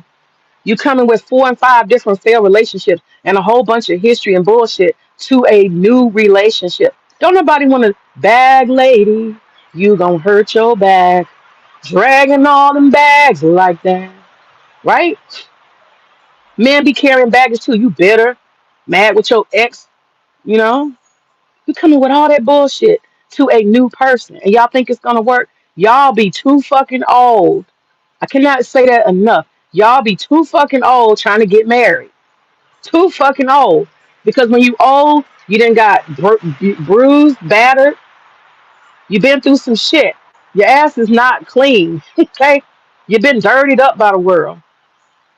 You're not imaginative anymore. You're not fun anymore. You're not fresh anymore. You come with all these preconceived notions and you come with all these scenarios and situations you didn't see. You didn't see and watched all kind of failure. Your eyes have seen too much. You know too much. You need to be somewhat dumb when you're married. You understand? Marry young so you're dumb. When you're dumb, you can overcome. Y'all hear me? When you're young, you can be dumb and overcome. I need to get a shirt like that. When you marry young, you are dumb and you can overcome. Y'all come, y'all locked and loaded with all these preconceived notions. You think you got the world figured out. You got all your baked in fears and you got all your mistakes in tow. You got all this shit you dragging with you. Y'all motherfuckers be marrying and trying to marry too fucking late. If you marry late, you're losing. I'm just telling you. I'm just telling you. Now they also say that if you are marrying too young, you fucking fail. That's true. It can be. What do you call it for that? I got a solution for that. Marry young, don't have children. Explore together, have fun together, live married together for a while, right? If you marry at 18, 19, explore together. Go have fun. You shouldn't be some half baked, never did nothing kind of person, never got anywhere, never, never nothing. You shouldn't be walking into that because the only thing that's gonna happen is you're going to get responsibilities on top of responsibilities. And then the things that you wanted to do that you should do when you're young, you never get around to them. And the only thing you do is live in regret. Okay. So by the time you're 40 or 50, you do. You want to get you a sports car. You want to kick your wife out. You want to get rid of that nigga. Okay. 40, 50 is a tough year for a lot of people. Age range. It is for marriages. Because when them kids are gone, you no longer have responsibilities that you once had. You have a level of possible freedom. And that is why a lot of people, when they have not gotten married and had fun together and explored the world together and lived a little bit, had some joy together, that is why. You know, you get married at 18 and you got a baby every year after that dumb shit. That's dumb. That's stupid. Just keeping responsibility on a weak marriage. A marriage is weak. The first 3 years, my mama told me that. First 3 years of your marriage is weak. Don't put a whole bunch of shit on it. Okay? You got a wobbly shelf and you just piling pounds and pounds on it. What the fuck you think gonna happen? So y'all don't pick at the right age. Y'all don't pick the right age to get married. Y'all get married old as fuck. Um, and then y'all, this is one of the things that is something that BGS didn't even consider. Maybe if you only get one side of the story, maybe women and men pick people who are equally as dysfunctional as they are, like they deserve each other. Do y'all ever think about that? They pick and match with people who are equally dysfunctional, just like people who are equally functional will pick each other. Have y'all thought about that at all? If you pick someone who's half baked and got a lot of issues and dysfunctional, and that matches your energy, because see, energy attracts equal energy for the most part, and nobody ever talks about that. They just want to blame the other person. Have you ever thought about something about you attracted somebody like this, that y'all deserve each other? Did you ever, you know what I'm saying? He's not nuanced at all. He just gets these narratives and he wants to blame stuff. He's not looking at, do these people have purpose? Do they have a model? Do they have this? Did they have communication skills? Did they come from a family background? Did they have actual idea of duty? And that's my next thought. Duty. What is duty? Duty is just like in the military. This is your function. This is your purpose. Show up for that shit. If we say you hold the pole, raise the flag, or whatever, at 5 o'clock in the morning, every goddamn day, you need to be out there raising that fucking flagpole at 5 o'clock in the morning. Rain, sleet, or snow, you are dependable. You're clear on your purpose. You understand? A lot of people don't approach marriage like that. And in my personal opinion, I believe that that is the purpose of marriage, to have some duty. The marriage might be conditional, but as long as you in the conditions, fucking duty is number one. That's me. That's what I think. Duty. Show up for the shit you said you're gonna do. You sign up for the job, now goddamn do it. That's it. Duty. What's hard about that? Duty, and don't be an asshole. Pretty fucking simple. And don't get married. Oh, man, these motherfuckers kill me. 35 talking about marriage. You're done. You're fucking done. I be want to tell that. I want to shout, but I know they just want to have a conversation. But I be want to tell every motherfucker in the audience, on the panel. That's why I don't go around relationship shit. That's the most important thing. To me, when I walk up, I'm like, all of y'all stupid because y'all asses too old. You just too fucking old. After 30, you're done. Just be a serial dater or whatever the fuck, companion, friend, whatever. After 30, you're fucking done. All of y'all. Just give it up. Turn it loose. Let it go. There are exceptions to the rule, but I'm just telling y'all, for the most part, those who are most fit for marriage, they've made their mind up by 30. Most of them, unless they were in some serious endeavor, right? Unless they were in some serious endeavor, most people they're driven towards marriage by 30. They're already there. Okay, motherfucker, 45 talking about I'm getting married. Man, you don't sit your ass down, your old dried up. Like that's like me. If I had never been married right now, you think I'd be trying to talk about man? Get the fuck out of here. Anyway, duty. I think duty is very important, and that's the thing. BGS, are you talking about duty as a part of marriage? So according to BGS and that stream, it's like duty. The only purpose of a duty is just to stay. Just stay. Just stay, bitch. Don't leave. That's not. You can't build a marriage on just stay. That's why he killing me when he be talking to me. He be trying to talk down to me. Oh, man, it's hard to talk to you because you don't know enough. I just say that to you. Just when I'm laying out right here of things that you don't even contemplate. You just so busy with your narrative. And that's what I told you. Weave together a whole bunch of bullshit to come up with one narrative with one conclusion. And that, sir, is not the full view. That, sir, is myopic. And it's intentionally myopic. You don't want to have any hope. You like doom and gloom. I'm gonna run with this narrative. The bitch left the man because she couldn't get her nails done. Like she couldn't open her mouth and say, baby, right? Come on now. You just want to run with that for real? But these dudes, they only think on one dimension, so you can tell them anything. They like doom and gloom. They want their bitter pill. Wash it down with some black Kool-Aid. They like that shit. The half truths. I ain't gonna call it lies, I'm gonna call it half truths. It's not the whole story. Do these people come to a relationship with duty? Do women come? Do men come with duty? Now, they don't have any agreements. That's part of the problem. No agreements. So a lot of times you don't have agreements. That means you hadn't thought about all the possibilities. A lot of people don't want to think about relationships. They want to feel relationships. I want to feel good. I feel happy. I feel that all that feelings, fuck feelings. As far as I'm concerned, Eastern thinking, fuck feelings. You have them as humans, but your feelings should not be the measure of your relationship. It shouldn't be. And I think on that point, BGS and I agree. Too much feelings. He said contentment. I agree. And if you can hope for happiness, that's great. But happiness is like a tidal waves up and down. It's like a roller coaster. It comes and it goes. No, vice versa. The roller coaster's up and down, and the waves are, in and out. They come and they go. So I wouldn't try to ride the wave of happiness, right? Because it's never going to stay. And if you sign up for a marriage to be happy, then you're a fool. You're absolutely a fool. But that's the Western world. Everybody wants to feel good. They want to feel high. Nobody's going to make you feel high. Who told you that? Who told you that? God damn, it got quiet out here. All the cars stopped. I feel like I'm talking very loud. I was talking loud because it was so many cars. Anyway, but no agreements. We have to agree to some things. People have to be very intentional. You don't have any agreements. And that's the thing, you're not talking about that. Did the man have agreements and things that he agreed to, and the woman had some agreements she agreed to, and they proceeded to not fulfill those agreements? Those are important things to think about. Just heaping blame. Women won't stay. Women won't stay. They just throw the marriage away. It's deeper than that. Did they have agreements? People can agree to have children, and then one person decides that they don't want children. You see?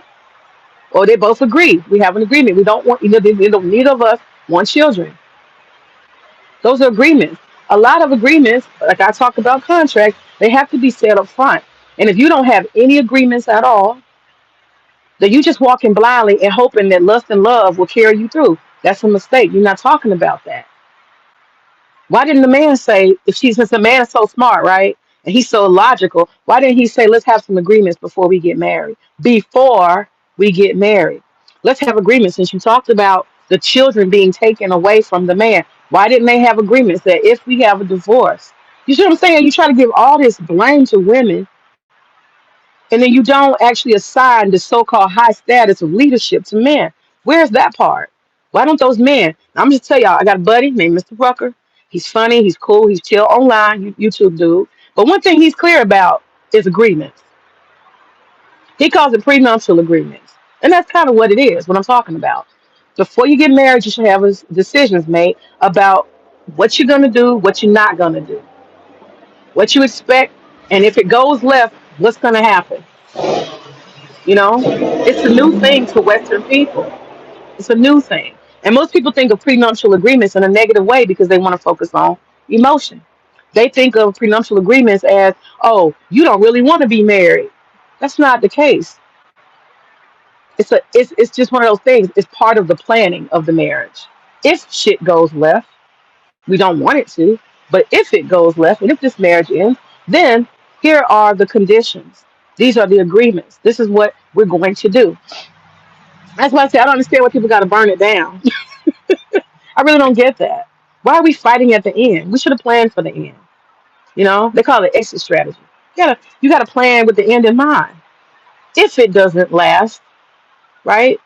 Then this is how we're gonna deal with each other. This is how that works. And if you don't agree to those conditions, you don't have agreements, you don't get married. You don't wait to the end and say, you know what? I decided that I just wanted to get a whole bunch of money from you because the relationship didn't work out. So I'm gonna sue you for it. Whoa, wait a minute. We could have did this up front. We didn't wasted all these years. I see why people be bitter. You didn't waste all them years of my life for you to try to burn it down at the end. You ain't got to burn it down.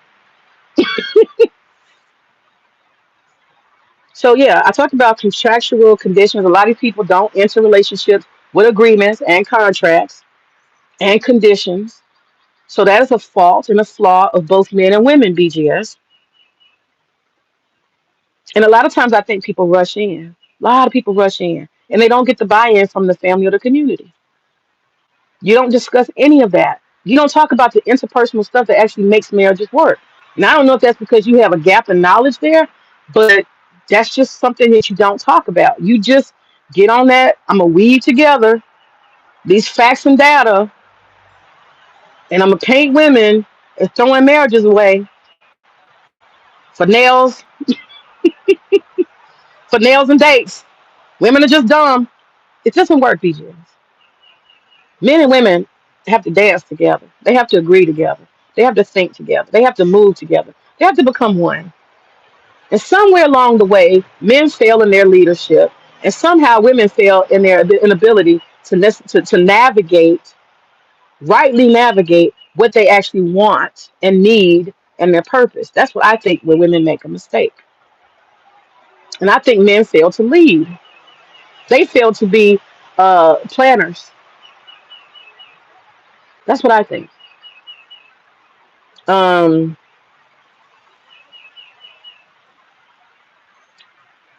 I talked about that fantasy, romance, happiness, and that's the last thing I'm gonna say. Um, a lot of times we approach marriage, it becomes a place of contention because I think people forget that you're an individual and you lose yourself.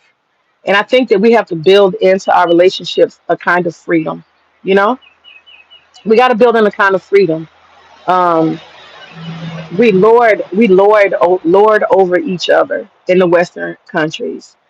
We stop giving people permission to be individuals, and this is what drives people out of marriages: lack of choices, lack of freedom, all these fake ass fantasy rules. You know, I see that with a lot of people. I'll give an example. My husband has so many men, his friends, his male friends, who admire him. They admire him so much. They're just like, man, dude, like you just so free, you know. And I'm like, what the fuck world are y'all living in? A person should be free. They can do whatever they want to do, you know. And being married doesn't mean you lose all your choices and options. And I think that that's some of the things that he did not discuss: choices and options while being married. A lot of people will marry you and then they will cut you off from half of the shit, if not all of the shit that you used to do and be. I have a family member and her husband decided to buy a uh, motorcycle, okay? And because he had the intention on joining a black motorcycle riding gang. And I think based on how they've been over the years, it's kind of like image, right? Church, what people are gonna think. He already knew that he wasn't allowed, you see, to have a motorcycle and be part of a motorcycle gang because it doesn't fit the image. Now everything understood don't have to be said. A person don't have to tell you that they not gonna approve. You see? And that's where the lack of freedom comes in. You can't take people's freedom and expect them to want to stay. That's why there's so many divorces. We're not talking about freedoms and choices within marriage. I'm not talking about that. But that is one of the reasons why people get the fuck on. I just want to be free. You hear people say it often. I just need to get free, free. Why can't you have freedom while married? Nobody wants to have that conversation. Why can't you still be an individual while you're married? Why can't you still have a desire to drink, to have fun, to do this, to do that? Why can't you still have freedom while married? Doing your duty. Why can't you have that? Doesn't make sense to me, especially in the Western world. All these fantasies, all this fucked up bullshit people heap onto marriage. I'm gonna give you an example. Well, let me finish with the motorcycle thing. Motorcycle thing. And maybe that's insecurity. Maybe everybody's walking around insecure. Maybe that's insecurity. It's fear. It's fear based. I gotta guard my wife. I gotta guard my husband. They can't do this because if they do this, you don't trust them. So we got deeper issues here. Got deeper issues. People walk around with insecurity, walk around living in fear, and then you bring your unhealthy ass to a relationship and you want to imprison somebody and take all their freedoms and everything that made them an individual, and you still want them to stay. Well, good fucking luck with that. Good fucking luck. I can honestly say I left my marriage, my first marriage, for this because I left the religion, but because I needed freedom. Freedom. Freedom is big. You will not allow a person to be who they want to be. Then it's either time for a divorce, you know what I'm saying? Or the person can learn to just subdue who they are and be fake. They got two choices. And some people, they choose freedom. But I would say, I would submit that you can have freedom built into your marriage. You can have it. You can still be who you are. You absolutely can. So with this motorcycle thing, we got the church, the good Christian church imagery, living out in the suburbs. We're educated, professional black people. That motorcycle and that motorcycle gang ride, that just won't do. You got to understand people evolve. People have new ideas. This family member, when he was in his 20s, he didn't have a desire to be in a motorcycle, riding group. He didn't have that desire. In his 30s, he developed that desire. In his 40s, he wanted to fulfill it. See, people evolve. You can't evolve past each other. You got to accept each other without strife. I'm not going to be the same motherfucker at 18 as I am at 25, as I am at 35, as I am at 45. You got to accept that, accept all of me and how I will evolve. Allow me the freedom and the grace to do so. We don't have those discussions. VGS is like, he's on surface level. He just want to blame and create victimhood. Not talk about the interpersonal, the nuances and all that. You don't want to talk about none of that. Just want to weave together the data and the bullshit. And I'm just pointing out some shit. That's all I'm doing. God, think about that. People evolve. She's evolving this way. He's evolving that way. It doesn't mean you're going to meet in the middle, but you got to find a way to create that balance so you can meet in the middle, even when you're so different. People can change so fucking much. Myself by myself, I can change so fucking much in 20 years. My husband can change so fucking much in 20 years. You're growing, you're developing, you're getting new information, you know? So let me say this. So he had to go sneak and buy the motorcycle. You see what I'm talking about? When you're married and you don't want to accept people and give them freedom and the opportunity to communicate and be honest, when you don't want to do that and you want to suppress the person and make them fit your mold, you run a risk of fucking up your own relationship. Do you want to be married or not? You got to make room for evolution. You have to. You got to give people grace to find their own freedom, to keep their autonomy. You have to. It's selfish not to. I want to stunt your growth. I can change, but you can't change unless I agree with how you change. Well, it doesn't work like that. Go marry your fucking self then. You accepting another person and their evolution. Your children will change. Do we not see that? Your children change. Look at them naturally as they grow. They become independent. They have their own ideas, their own world they create, their own friends. Your spouse does the same shit. Trying to make somebody be the motherfucker you met. I hear don't change. I'll be with you. You just get divorced today. Just divorce now. When you tell somebody stupid shit like that, that's an unmarried motherfucker that say something like that. We can get married as long as you don't change. Oh, trust me, the motherfuckers don't change. Trust me. In 2 years, a motherfucker changes. Okay, that could be for good or bad. But anyway, my point is this: the motorcycle had to be bought sneaky. You understand? Sneak. I got to sneak and buy the fucking motorcycle.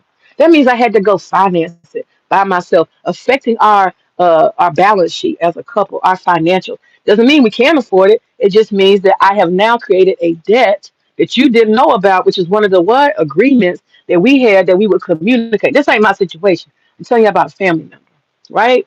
So a lot of agreements got broken. You see that in the process of chasing natural freedom.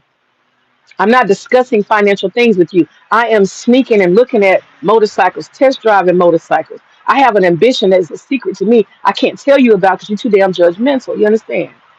Now I went and purchased the shit. Now I got to come home riding the shit. And I got to deal with the who and the ha and you talking shit because I got this new motorcycle, but it ain't going nowhere. We could have agreed and talked about it, but since you such a hardhead and I'm a grown ass man, I'm gonna do what the fuck I want to do, and you just have to deal with it, bitch. You see how that works? Not being moldable, not being malleable, it causes tension. Let a motherfucker be what a motherfucker want to be, and unless they break the conditions of the marriage, you deal with it in a positive light, not negative, not with tension. Okay. So then the person comes with the motorcycle. The man comes home with the motorcycle.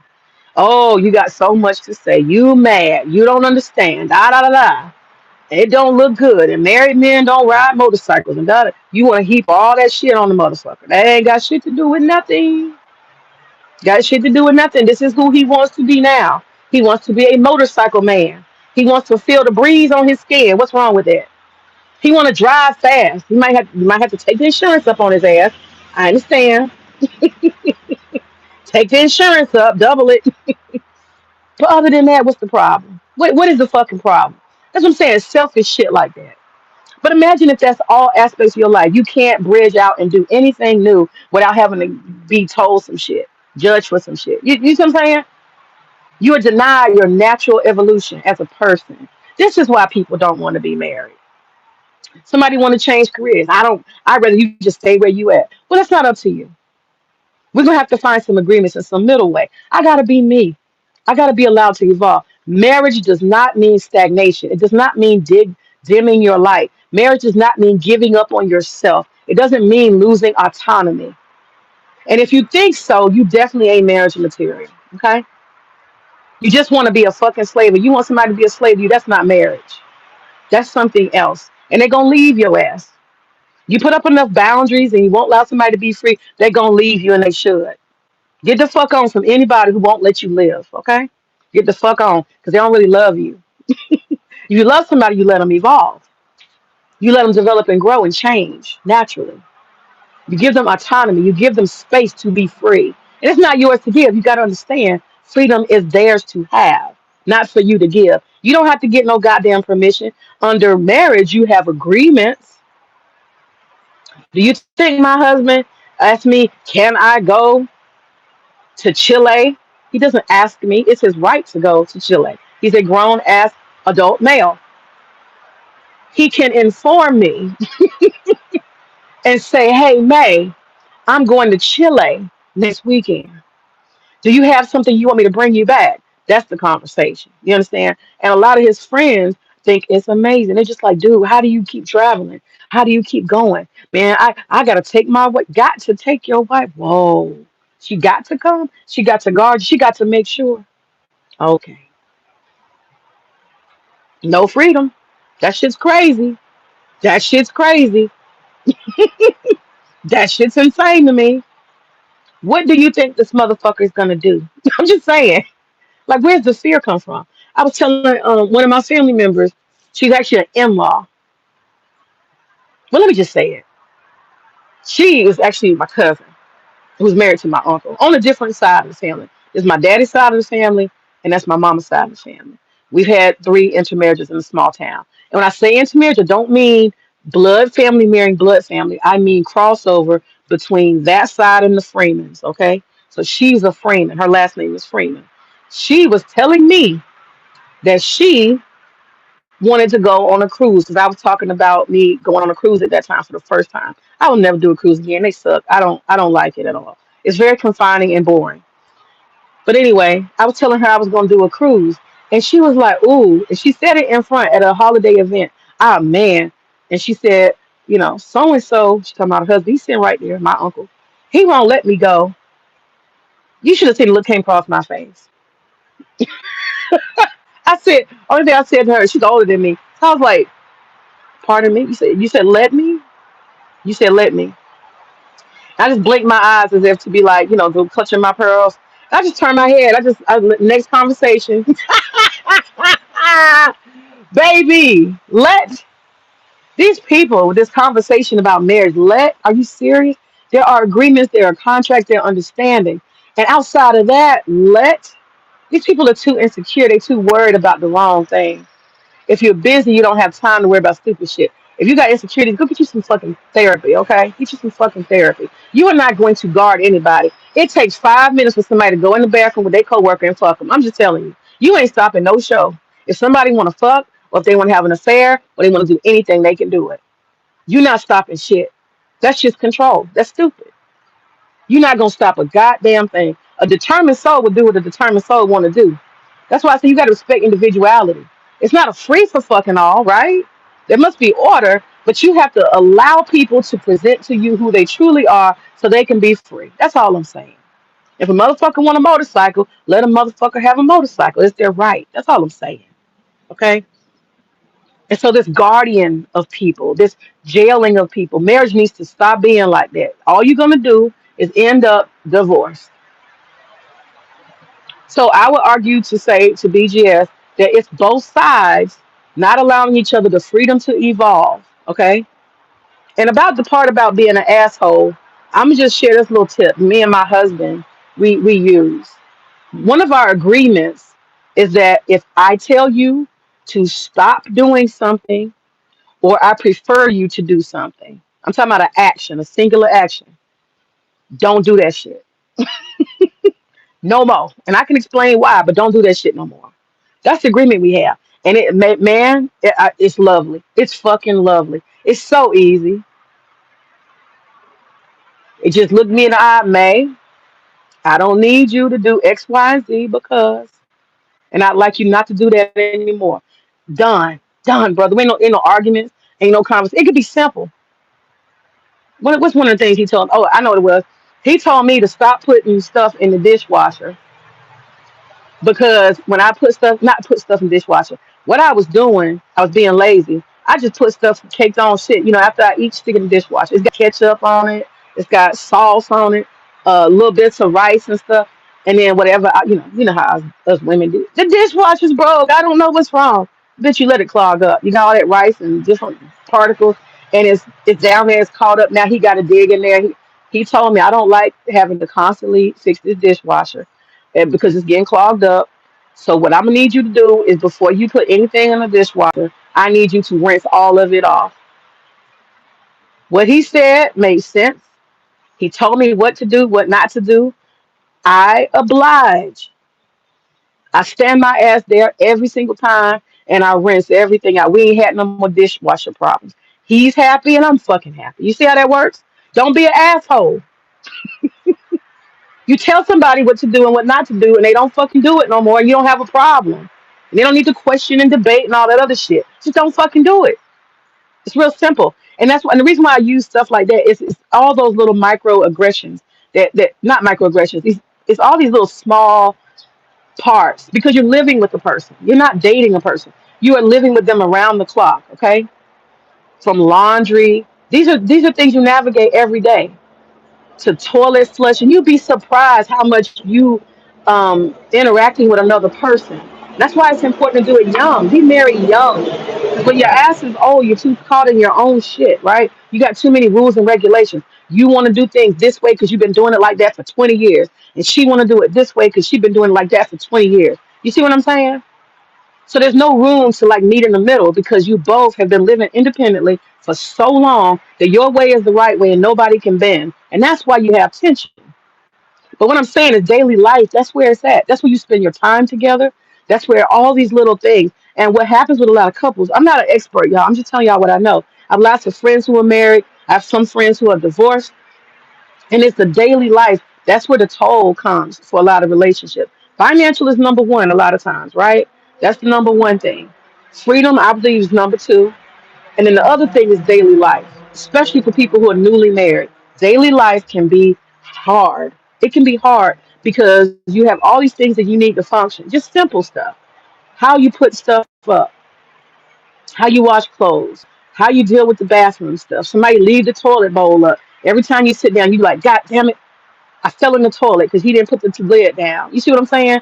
Because when you was by yourself, you just had your lid down, and when you went to the bathroom late at night, you don't fall in. Now your whole butt is wet, you upset, and all that type of shit. And every time you see the toilet bowl thing up, you have to say, God damn it, these little things, these God damn it, God damn. You get a whole bunch of God damn it, and you start getting tired of that person. Can I be honest? The more God damn it you have around the house, living together, whatever. The more goddamn it you have, the more tired you get of this motherfucker. Daily life. Don't mean you throw the marriage away, but daily life, you get tired of the motherfucker. The more goddamn it you get. So what you want to do is decrease the goddamn it. And I'm serious because you got women, particularly women, have a particular way they want everything done. I don't want, I had to tell my husband the other day, I said, hey, because I realized, I was like, why the hell is my cups, when I go to drink my cups, um, I have plastic cups, and I go to get some ice and stuff, and I'm like, the cup smells a little sour. I'm like, what happened? I realized sometimes he try to help me, and I don't really need him to help me, but he's being nice, so I accept it. But he would try to put up, the stuff out the dishwasher. 'Cause my dishwasher stopped steaming. It stopped steaming dry. And I'm not willing to buy another one. So what I started doing is using my little blue things, and I dry out the cups. I dry them out. I never shared with him that I dry them out. So when he unloads the dishwasher, just being helpful, he will put the plastic cups stacked up, and they'll be like with water in them. And so when I go to drink out of my cup, I'm like, why does the cup smell sour? And it's because it's kind of like I guess a water mildewish kind of smell because they weren't dry. That could be a goddamn it for me, right? It could be. But the other day I told him, I said, hey, hey, Pooh, if you don't mind, particularly with the cups, if you could dry them off or leave them on the rack, the drying rack after the thing, because it doesn't steam anymore. These little details, it doesn't matter, y'all. I'm not being petty, but those little things make a difference. If every time I pull out a cup, I'm like, God damn it, God damn it. So we stop doing the things that the other one doesn't need. We communicate. So we don't have a whole bunch of God damn it's, right? And some stuff you just have agreements. My husband, he has so many details with his clothing and stuff. He don't want me to fuck his clothes up. He don't want me to shrink stuff. Some stuff got to be hung up. Some stuff has to be put on a hanger immediately. He got all these little sports outfits and shit, jerseys and stuff, and bleach, don't bleach it. It's too many details. So his whole thing is I do my own laundry. Our whole marriage. Do you think I went and did his laundry when he told me not to? No, I don't touch his laundry. I don't touch it for nothing. If it's in the washing machine, I don't throw it in the dryer because I don't know what needs to be dried and what doesn't. I say, hey, Pooh, can you move your stuff from the washing machine to the dryer? Because I don't know how he wants to sort it. I don't know. And I'm not going to be the person to throw it all in there and then fuck up shit. And then he'd be like, I thought I told you not to. You see what I'm saying? And what happens is when you have too many goddammits and people don't listen to each other, I don't need you to do X, Y, and Z because when you can't have those kind of simple conversations and eliminate the conflicts, the small conflicts, what happens with a lot of people is they have microaggressions. A lot of married people have microaggressions. And when I say microaggressions, they get angry about little stuff. They have little sparks. Then they start digging each other. They start talking shit to each other. They got the little fucked up commentary. They start feeling pretty negative about the person. The person on site irritates them, right? All of that shit happens. Microaggressions. You do one. I say, what you need me to do? What do you want me to do? And that's the conversation that saves everything. What do you need me to do?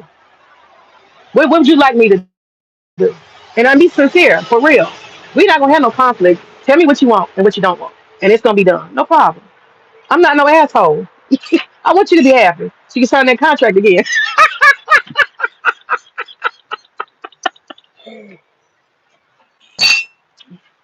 But I recognize that marriage is as long as you fucking make that person satisfied and you meet your goals and your duties. Not happiness, but satisfaction. If that person is not satisfied and they tired of you and you getting on their nerves and you don't let them be free, yeah, they want a divorce. You got them right. Hey, what's going on, V Dub? What's going on? I'm laying down the business. Um, V Dub, stay your ass off the camera. I don't know if you saw my post. Stay your ass off the camera. You just stay your ass off the camera. That's all I'm gonna say, brother. That's all I'm gonna say. But yeah. And so BGS, can you go a little deeper? I know that's not your brand. Your brand is to sell gloom and doom, and bitches is crazy, and they throw their relationship away for nails. But I'm gonna mind the gap, as they say in London. I'm gonna mind the gap, okay? Because you ain't telling the whole story. You're not being compassionate at all. You're not showing nuance or anything like that. Yeah, you said I'm gonna need some cash app and donations. Got to show myself. You gonna definitely get them. You definitely gonna get them, B Dub. Um, so let's see. Both change over time, freedom and irritation conditions. Oh, and the last thing is this. Last thing is this. This is where the leadership of the male comes in. I'm almost done. This is my last thing on my list. I had to make myself focus so I didn't have my ADHD breakdown and start rambling and shit. I think I did pretty good today. And my last and final thought about why marriages are not actually broken up for frivolous reasons. It's a layers. It's layers of shit. Okay, I've named a lot of it. You put all that together, what you expect? Okay, what you expect? Um, the mediation. Dude, how many relationships are set up for mediation? For real. Because in America and in the Western culture, we tell people, I'm married, it's my business. Keep our business to ourselves. It don't work like that in Eastern cultures. We gotta do a little better, okay? How do we mediate when we have conflicts that we cannot resolve? How do we do that? Western culture, the best we can hope for, because you can't tell your friends shit. You get your family's jealous, and your friends are gonna tell your business, right? You don't have a whole lot of places to go to. Your best bet is probably the church, okay, maybe, and then your other option is psychology, and that shit can be dangerous too. That shit can be dangerous too. That friend of mine who dropped the bridezilla, he dumped the bitch because she was acting crazy as they were in that 1 year process for planning a marriage. He told me that they went to counseling, and he said that the counselor was completely like on some extreme feminine shit. Like the man is just always wrong, and he picked it up. He's not even into no gender war shit. He just picked it up. He's just like, oh, I get it. I'm the man, and so everything's my fault. I got you, bitch. I got you. I understand. We're not paying for no more sessions. It took one session for him to realize that he was always going to be wrong. It was like the sister girl. I know that's right, girl. I know that's right. And as soon as he say something, she got the monkey face. Nah, nigga, it's you. I told her you should have got you a refund. I understand. I know how I would feel if I went to something and then it's like the two men are having a conversation while I'm here. We're having couples therapy and everything. He say he like uh huh, and as soon as I say something, he like mm. That's how BGS would be if he was a therapist. He'd just be like, "Bitch, it's your fault." Anyway, um, anyway, my point is this. Oh yes, I do. I love I love my banana plants. I absolutely do. I love my banana plants. They're a joy. I guess that's why I keep sitting in front of them. I can't wait till they get huge. I cannot wait till they get huge. I'm really gonna love it. And then I'm building that patio thing over there. But that's what I was gonna say. So mediation, do we get mediators? You know, we have somebody, a third party, to help to stop divorce, to stop conflict. I've had mediation once. I've had mediation. I would call it. It wasn't even a mediation. What was it? It was more like a, what you call it, an intervention. That's more than a mediation. An intervention. Um, I think I've talked about that before. That happened one time, an intervention, and it wasn't like a threat. Oh, the relationship is about to be threatened. It was, I'm not moving past this conflict. I'm standing strong on this conflict, and I need somebody to help me move, help us move from this conflict because neither one of us is moving. So we need somebody to help, a third party. So what I ended up doing is asking both of our dads to intervene, and that went wonderfully. Both of us, we both won in that situation because we could not agree on that. Um, and that's okay. That's it happens sometimes. You're gonna come up across something that you both cannot fucking move from. It's gonna happen. You ain't got no real marriage till that shit happen. You see what you made out of. I said, nah, ain't nothing bad finna happen. We gonna bring in our dads. Your daddy and my daddy, they'll help us figure it out. That's how that's gonna work. Let's do that. Because I'm the one who had the problem more so. He just had a stance, and I was like, nah, I'm not accepting that stance. I'm not accepting that shit. Uh-uh. I feel like I'll be fucking up if I accept that shit. But I'll just say the nature of it because I don't want nobody imagining crazy shit. It was a financial, it was a financial decision that was made without me, and I did not like that at all. I was pissed. If I'm honest, I was pissed because we had an agreement that certain big financial decisions we would both be part of, and so that agreement was broken. That was an agreement that was broken, so we needed an intervention. And it wasn't no threat of divorce and no crazy dramatic shit. It was just, I'm not standing for this. I need justice. You're not gonna give it right now. I see. So we're gonna bring daddies in. Your daddy and my daddy. They made us. They can help us fix it. And that's what we did. And it was with permission too. I didn't do it like, ooh, I'm gonna get you. It was like, could you mind if our dads get involved and they can give us better advice? No, I don't mind. Okay, let's do that then. And we got individual, not together. I got advice from my dad alone, like just the two of us talking. I got advice from his dad alone, and he did the same thing. He talked to my dad and he talked to his dad. And between the two of them, he don't know what they told me, and I don't know what they told him. But we straight. We got that shit straightened out. No fight. No fight. So there has to be mediation. There has to be mediation. That happened like shit. How many years ago? That happened like, yeah, that was like 10 years ago. That was the middle. Yeah, the middle point. That was the middle point. And the marriage will test you. Marriage will test you because you want to be one, but sometimes the other person feels like it's easier to not. Just like the guy I was telling you about with the motorcycle. You need to come to the table and talk about the fucking motorcycle. But this person is not going to hear you. So you already know. In that situation with me, it was just, I don't want to explain a lot of stuff.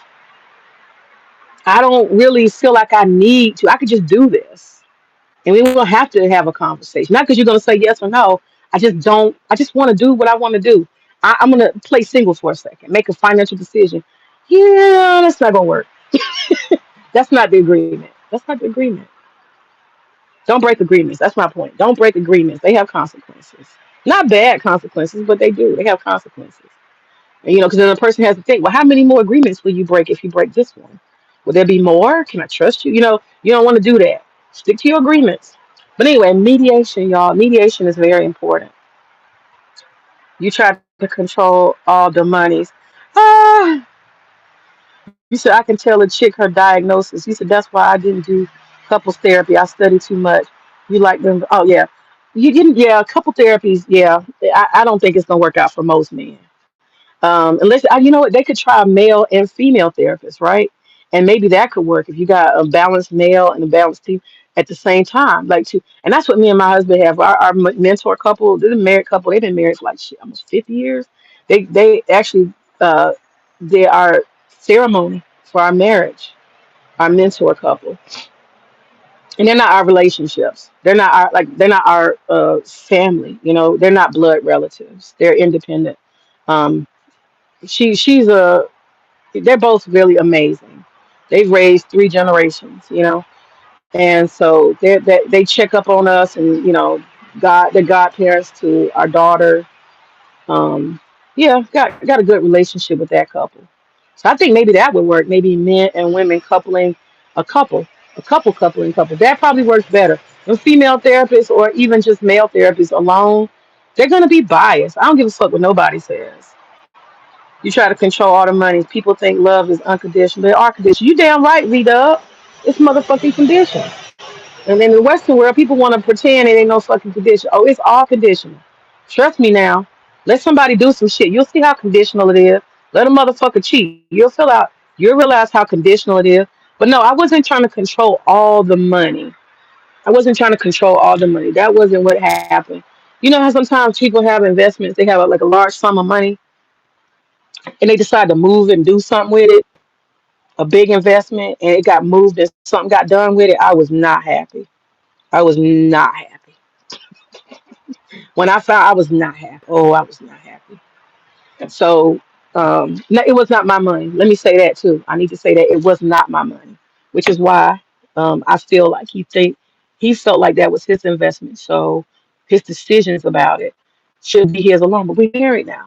I know that's your investment, but doing and changing and arranging it, we should have had a discussion. I'm not gonna stop you from doing it, but we should have had a discussion. That's what I feel because we are married. Yes, it's yours alone. My name is not on it or associated with it, but we should have a discussion because now you had it before we got married, but we should have a discussion, and that didn't happen. So I was really really upset, and that's because I want stability, and I don't want to be like informed after shit. You know what I'm saying? I don't want to live that life. I don't want to do that. I want to feel. You said I wouldn't be surprised if I'm married by next year. Really? All right. In the long term, was it the right money move? Yeah, yeah, yeah. There was no loss or anything bad. I was just like it. That's the thing. You never know if something is gonna go good or bad. So like, let's have a discussion before you do it. In his mind, it was his mind. He was just like, I'm moving my assets. I'm doing what I need to do. But I'm just like, I'm married. Hello, I'm the wife. You should like inform me. Tell me to. Hello, I'm still here. And I was like, is this gonna, I was like, is this gonna be a pattern or, and I can, you know what? And that's I have to be honest right there because I think I got a flashback. That's what I talk about when you have baggage. I had my little bag lady in there. I had bag lady in there because one of the things that used to happen with my ex-husband is he would just be like, at the end of the month, we're moving. He didn't ask me. He'd been paid, he's like, okay, I'm managing this restaurant, so we're moving closer to that area to stay out of traffic. He just informed me. I don't get to pick out the apartment, the features of it. I was just kind of like a piece of furniture. He moves with everything in his life, and I didn't like that. I'm like, we're moving at the end of the month. He's like, yeah, so you can start packing. Inform me when it made him feel like he needed to. He's made all the decisions. He's already paid the deposits for the new apartment. And we're moving closer to Buckhead, that type of shit. And I think I had flashbacks of that being just moved around as a piece of a puzzle. That's not that important. I think I was done with that. I was done with that. Um, and that was like I said, that's part of paying the piper. When you live taken care of, if I had a local store I've been going to or places I frequented, I got comfortable with. It didn't matter my ex-husband's job, 'cause they had this restaurateur. He's a Buckhead business owner. He owns a whole bunch of restaurants between Dunwoody and Sandy Springs, Alpharetta, all these different cities. He has. So what would happen was when he'd have a new restaurant.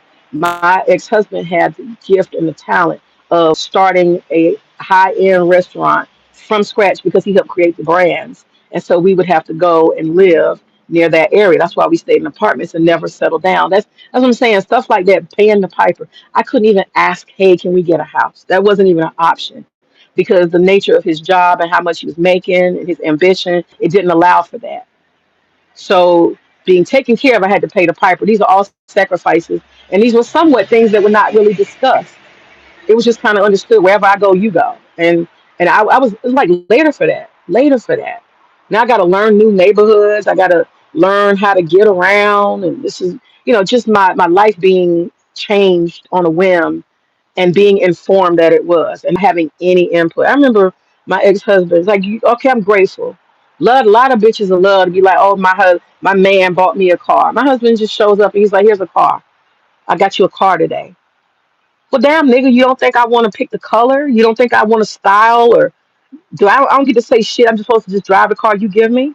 And it sounds ungrateful on the surface, but at the same time, it's like I outgrew shit like that. I just outgrew being moved around like a child, being given things like a child. I don't get no input. Man, fuck that. Fuck that. I'm not a child. And I think for the time when I was a child bride, so for a while that was okay. I'm a 17-year-old being given a car. Oh hell yeah, I got a car. He gave me a car. And then when I'm 20, I'm like, nigga, a bitch want to pick the color, please. Can we talk about this? And he's like, talk for what? I got it. No, you got it. But hell, I got an opinion too. I was coming out of that. I was just coming out of that being a child. I couldn't live like that. I couldn't do it. Anyway, he said, did he profit from the money move? Sometimes we need to take a chance. No discussion because women want stable, but chances change things.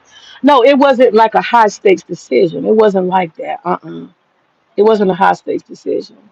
It was no, no. It wasn't even one of those things. Um, it was a property. It was a property, and it was being sold, and I didn't like that. It was his property, and it was being sold, and I didn't like that. I don't like being influenced on the back end. And then some of the sales and proceeds from the sale I didn't know about. There was a mystery of where it was. Where did that go? And that was the part of it too. Somebody might think, well, I had this before I met you, and it's mine. And if I sell it and the proceeds from it, whatever I did with it, that's my business. It's a rational thought. It's not irrational. But for me, I'm like, how much is gonna go this way? How many things? How many times will this happen? I ain't gonna be able to do that. I'm not gonna be able to do that. But I had flashbacks. I think that's what it was. I had flashbacks of being unempowered and being moved around like furniture and not being included, not mattering, all of that. I think that's what it really was.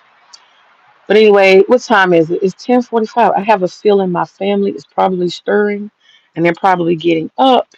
So I am going to go. But mediation is important.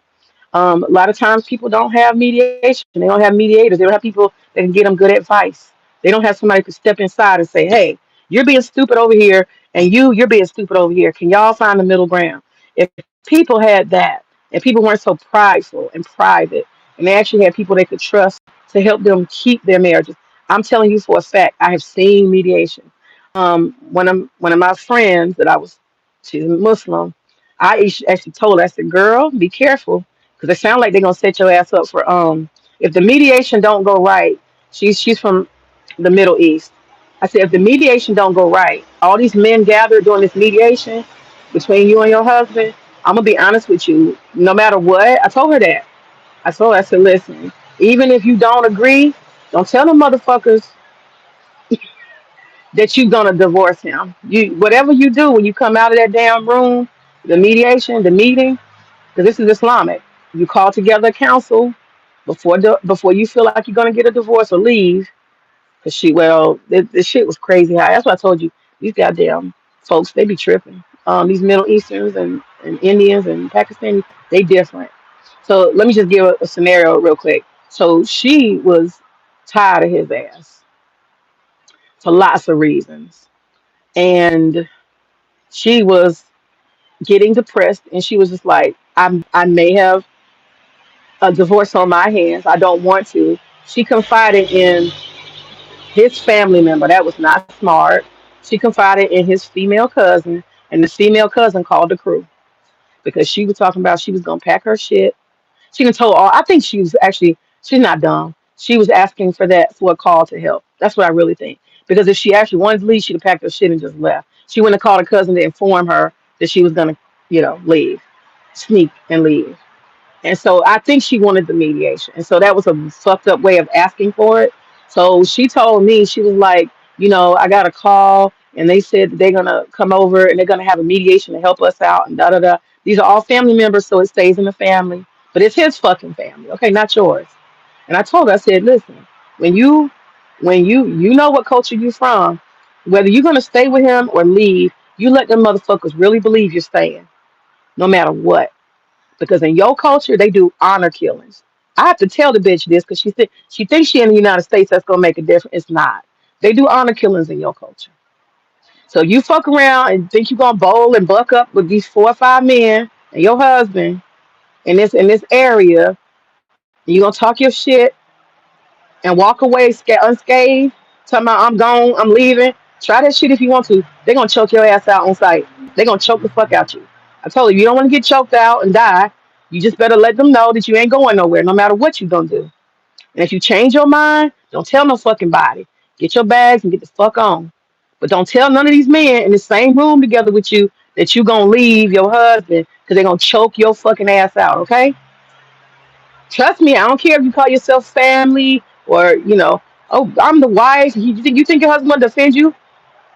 When you talking about you gonna leave him and humiliate him in front of his family, they gonna all take turns choking your ass. All of them gonna choke your neck. Fuck around and find out. Okay, I've been around the Islamic world quite a bit. They will choke your ass the fuck out. So don't do it. Anyway, so mediation for us is gonna be different than mediation for them. Because some of them get mediation, it's like, bitch, do you need to get choked out? It's more intimidating. You gonna stay, right? Let me see your neck. You gonna stay, right, bitch? That's different. That's not actually mediation. That's different. That's different. That's different. That ain't quite mediation. Anyway, let me go. Let me go. It's 10:49. I gotta go. Let me see yeah. Okay. All right, listen. I appreciate y'all. Y'all have a good day. I